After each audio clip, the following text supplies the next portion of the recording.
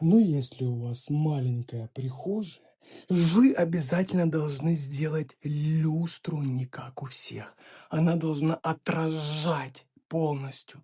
Посмотрите, а? Зеркальце раз, зеркальце два. Вот, мягкое изголовье, чтобы когда обуваться, можно было прикоснуться спиной и попой и перед уходом насладиться. А здесь поставить розеточки, чтобы телефончики сгружать здесь, чтобы они дальше никуда не ходили.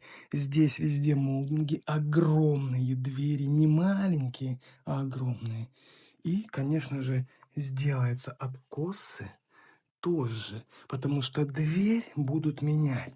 Она гниет, эта дверь от застройщика, и они обещнулись ее поменять. Хлоп! А здесь подсветка и наша скрипучая электрика.